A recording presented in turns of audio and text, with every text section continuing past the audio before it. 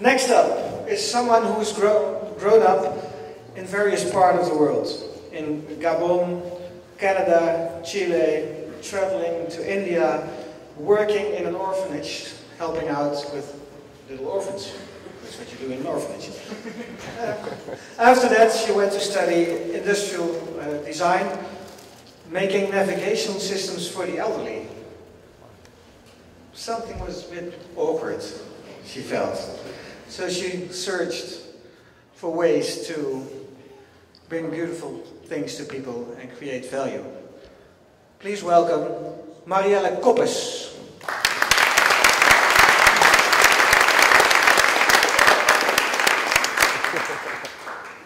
Hi, I'm Mariëlle Coppes, and I will be talking about the things that I've learned from folding 1,000 origami paper cranes, that would be little paper birds like this one, and giving them away to random strangers. So I started my blog magicaldaydream.com a couple of years back because I wanted to see how can I use my creativity to make other people smile. And it's still a place where I love to inspire people from all over the world to live more playfully and creatively and passionately. And so some of the things that you will see on my blog will include leaving love messages to strangers on the street and chalking inspiring quotes, or maybe buying bananas, then dueling on them and sneak them back into the supermarket to put them there again. Or just, baking cookies for my entire flat to talk to people that I normally don't talk to. And so when I decided to fold 1,000 paper cranes, what I really wanted to do is to somehow reach out to all these people that every day I pass on the street and to just tell them kind of like, I don't know you, but I do care about you and I hope that you're doing okay. And I actually wrote little notes that said that to go with every crane. And 1,000 paper cranes, that's really a lot. I calculated that it's probably the equivalent of about 50 to 60 hours of work. I mean, ain't nobody got time for that. But except you do. And if you fold 3 cranes a day, then after a year, you will actually have 1,000. And what I like to encourage you to do is to make time for your dreams and to do the things that you love, even if it's just a little bit of time every day. And so the first lesson that I learned is basically this, that people overestimate what they can accomplish on the short term, and they underestimate what they can achieve on the long term. I mean, if you have time to, watch Game of Thrones marathons until you'll see, you also have time to change this world. And so, for my second lesson, I would like to share a story. So this one time I was giving away cranes, and a guy approaches me. He's walking towards me, and this guy, I mean, he's big, he has tattoos covering his whole body. He's not wearing a shirt, and his sweat is kind of like glistering in the sun. And he's walking this big, angry-looking dog. And this is the point where I really start to doubt this whole project, like, this is not good. And I remember these things what my mom told me as a little girl, don't talk to strangers, and could already see the headlines of the newspaper tomorrow being like, yeah, girl folds 1,000 paper cranes and then is found dead in the ditch. So, but and I think, well, I cannot give everybody a paper crane and then not give this guy a crane. And so I go up to him and I hand him my crane, and nothing happens. He walks by, I walk by.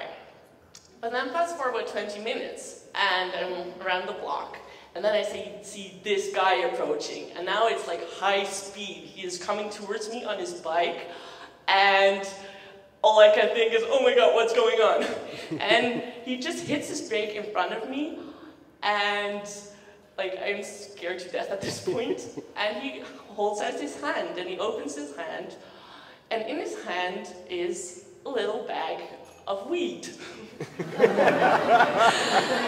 And what he says is, a paper crane for me, some grass for you. And he goes on to explain how he touched him and how he was so thankful that he wanted to go out and find me again to somehow share this with me.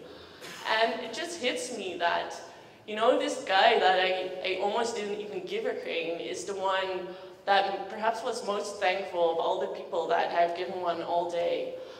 And I think we can have these prejudices about people, about situations, and usually they're there to protect us. But sometimes they also form boundaries between us and other people. And I think kindness goes beyond those boundaries. So for my second lesson, what I learned is basically that you should be kind without boundaries or exceptions, because you never know who needs your love the most. And for my last lesson, it has a lot to do with vulnerability. And one of the things that I often tell people is, well, you know, folding 1,000 paper cranes, that was actually the easy part. But going out and giving them away, that was the real hard part, because it meant that I had to get out of this, you know, protected magical bubble that I was in, and suddenly I was facing the reality of perhaps rejection. And usually people respond very open and warm, but sometimes people also are confused, or they will be suspicious. And I had people who would ignore me and would give my crane back, or who would fumble up the little message I gave and throw it on the ground. And I think it shows that, suck. But I will continue talking.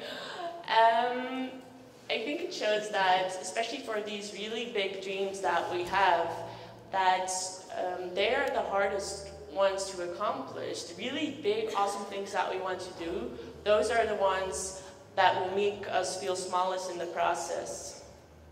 Will it work? Should I continue without it? Because I can. Okay. And so for my third lesson, it's basically that the things that will make us look the strongest will make us feel the most vulnerable. And so I would like to leave you with 2 things to do. And the first one is to go to my website, magicaldaydream.com, and watch the paper crane video that I did if you haven't seen it yet. It's very easy to find, it's on my sidebar. And for the second thing, I would like you to, this night, to find a stranger in this room and to share the love somehow, whether it is, you know, complimenting somebody's outfit, or it's giving a hug, or just telling your talk was really awesome. Just for one moment, try to go a bit beyond your comfort zone and make people smile. Thank you.